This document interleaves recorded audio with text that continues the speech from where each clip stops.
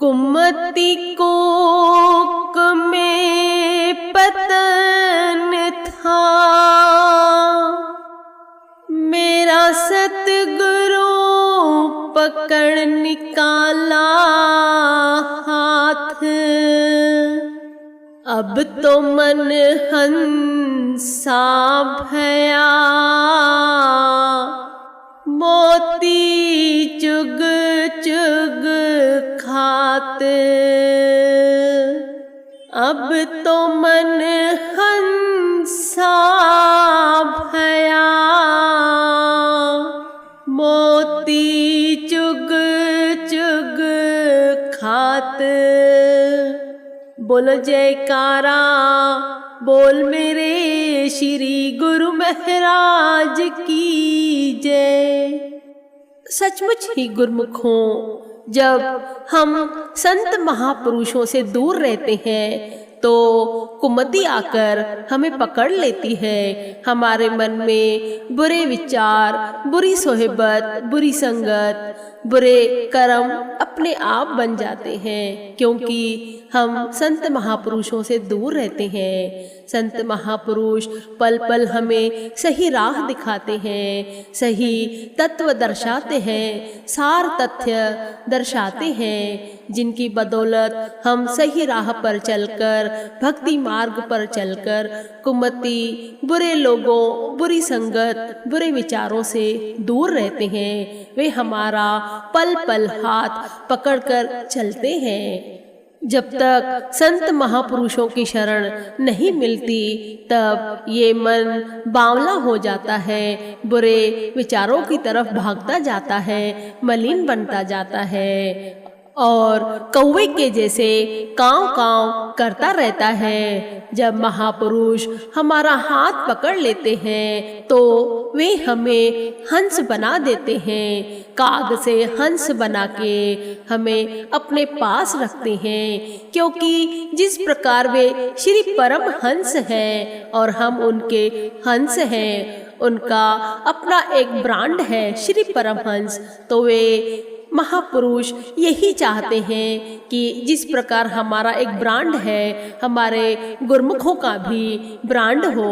तो गुरमुखों ये ब्रांड कैसे बनेगा? जब गुरमुख भक्ति के नियमों में दृढ़ता रखेगा, संत महापुरुषों की सोहबत में रहेगा, तो उनके गुणों में विकास होते जाता है। उनके गुण जो हैं बढ़ते ही जाते हैं, विकारों से मुक्त हो जाते हैं, रोग मुक्त हो जाते हैं, मलिन विचार मन में आते ही नहीं। जब भक्ति के साधन हमारे साथ रहते हैं और परम पिता परमात्मा श्री परम हंसों का हाथ हमारे सिर पे रहता है और उनका साथ हमारे साथ रहता है, तब बुरी विकृति कैसे प्रवेश करेगी हमारे हृदय पटल में।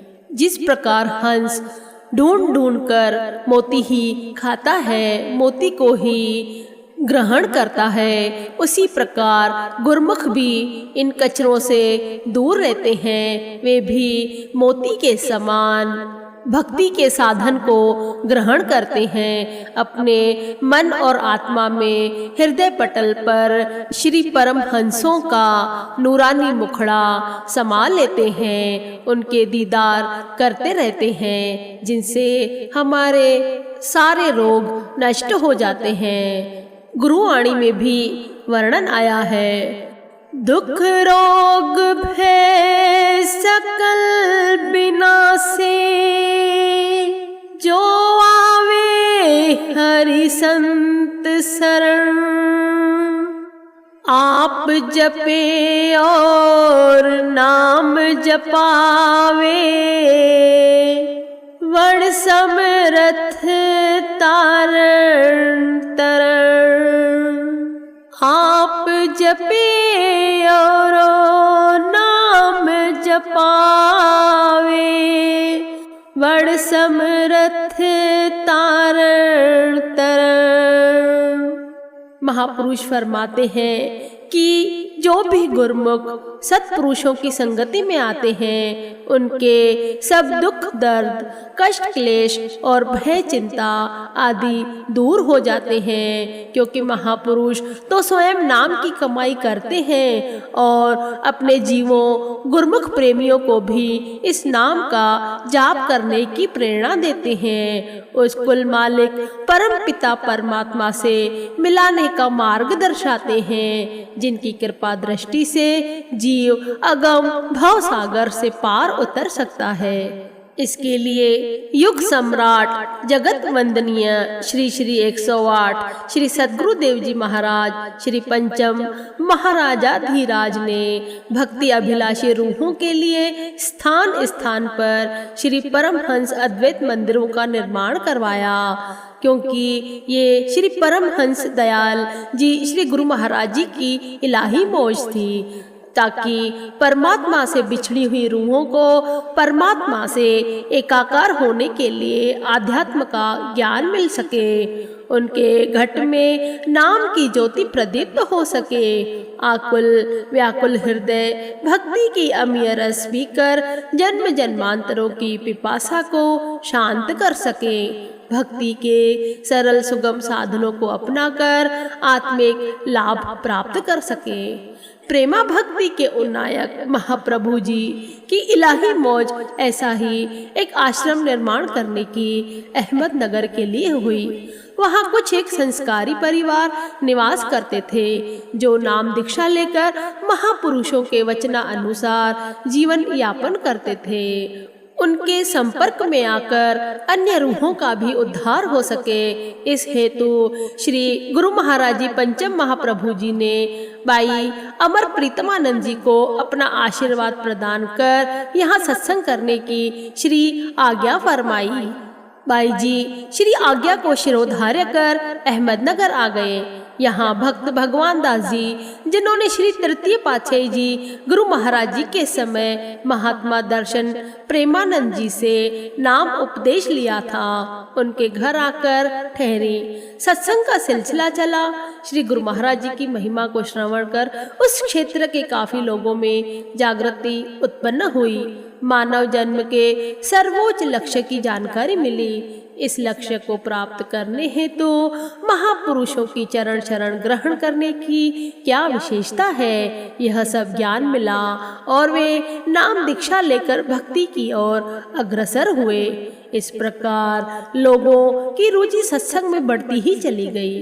कुछ समय तक वहां ठहरकर बाई जी पुनः श्री दर्शन करने के लिए श्री प्रयागधाम पहुंची और श्री चरणों में सारा वृत्तांत कह सुनाया।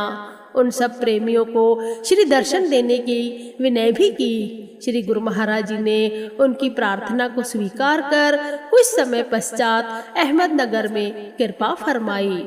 भक्त जी का घर छोटा होने के कारण उन्होंने सारडा मिल के सेठ से आग्रह कर श्री प्रभु जी के रहने का सारा प्रबंध वहां कर दिया। सेठ जी भक्ति भाव के विचारों वाले थे और उन्होंने सहर्ष मिल में बने बड़े हॉल का सब सामान निकालकर बाहर रख दिया और वह हॉल श्री प्रभु जी के दर्शनार्थ हेतु तैयार कर उसे पुष्प लड़ियों से सजा दिया। श्री गुरु महाराज जी के शुभ आगमन से अहमदनगर की धरती के भाग्य उदय हो गए। सब तरफ रौनक बहार आ गई। भक्तों ने जब तेजो में नूरानी छवि का दर्शन पाया तो सब सुध बुध भुला बैठे और चकोर के जैसे उस दैदीप्यमान मुखमंडल की ओर निहारते ही रह गए। है भी गुरुमुख वैसे ही। गुरु महाराज जी की छवि ऐसी नूरानी है कि दिल करता है कि उनको देखते ही देखते रहें। जीवों को मानुष जन्म की विशेषता का ज्ञान करवाकर इस जगत में आने का उद्देश्य समझाया तो उनके अंतर हृदयों में संसार व संसार के झूठे पदार्थों की चाहना फीकी पड़ने लगी। आत्मबोध हो जाने से भक्ति की महत्ता स्पष्ट होने लगी। बहुत सी संस्कारी आत्माएं नाम दीक्षा लेकर सतमार्ग की ओर प्रेरित हुई। इस प्रकार श्री गुरु महाराज जी जब भी प्रयागधाम कृपा फरमाते तो अहमदनगर के प्रेमियों को पावन श्री दर्शनों से निहाल करने के लिए सारड़ा मिल में ठहरते। उन्हें पावन प्रवचनों और भक्ति की अमूल्य निधि से माला माल करते। गुरुमुखों, हम सुनते भी हैं कि जैसी संगत वैसी रंगत। जिस प्रकार जिन लोगों के साथ बैठकर आप कार्य व्यवहार करते हैं, अपनी दशा भी और दिशा भी वैसी ही बन जाती है। इसलिए महापुरुष फरमाते हैं कि संसारी झूठी मायावी संगत से दूर रहकर अपने चित्त को, अपने लिव को सत्पुरुषों की संगत में लगाओ। उनके साथ सोहबत करोगे तो अवश्य ही खुशियों को प्राप्त करोगे और अपना अमूल्य मानुष जन्म भी सफल बन जाएगा। सभी गुरुमुखों को जय सच्चिदानंद जी। बोलो जयकारा बोल मेरे श्री गुरु महाराज की जय।